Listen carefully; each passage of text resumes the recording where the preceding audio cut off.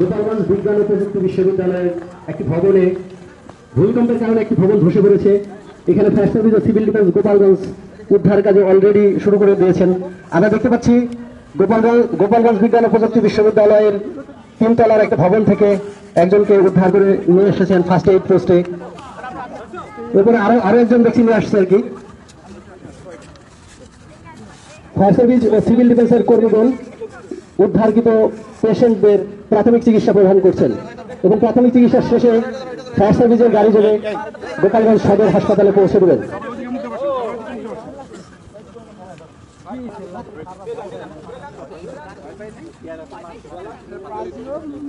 ভূমিকম্পের ভয় করতে হবে জয়।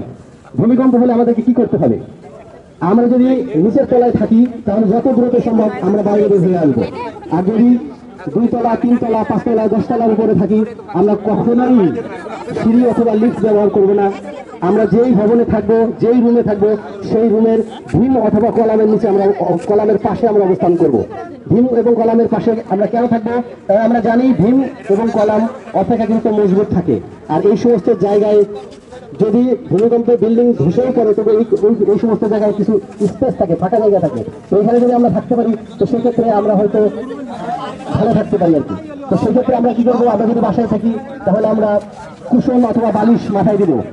আর আমাদের কাছে যদি কিছুই না থাকে তাহলে আমরা 2টো হাত মাথার উপর দিয়ে রাখবো, কারণ যেহেতু মাথা সেন্সিটিভ আর বিল্ডিং ধসে পড়লে সেখানে বিভিন্ন ধরনের কংক্রিট ডেব্রিজ ভেঙে মাথার উপর পড়ার ভয় থাকে। সেজন্য আমরা অবশ্যই মাথার উপর সেট করবো। আমরা দেখতে পাচ্ছি গোপালগঞ্জ বিশ্ববিদ্যালয়ের একটি ভবন থেকে ভূমিকম্পে উদ্ধারকৃত যে সমস্ত আহত রোগী ছিল তাদেরকে গোপালগঞ্জ ফায়ার সার্ভিস ও সিভিল ডিফেন্স তাদের গাড়ি যোগে সদর হাসপাতালে পৌঁছে দেওয়ার ব্যবস্থা করছেন।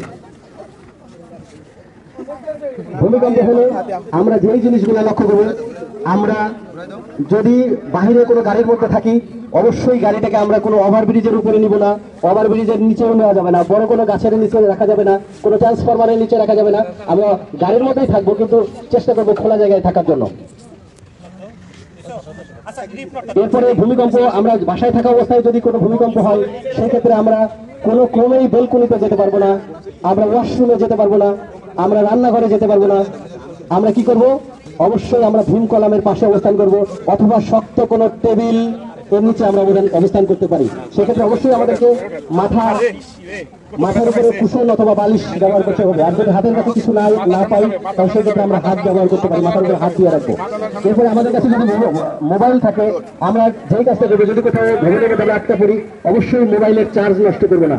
সেক্ষেত্রে আমরা যার তার সাথে কথা না বলে আমাদেরকে যারা উদ্ধার করতে পারবেন তাদেরকে আমাদের শুধুমাত্র তাদের সাথে যোগাযোগ করবো, অন্য কারোর সাথে যোগাযোগ করে আমরা মোবাইলের চার্জ নষ্ট করবো না।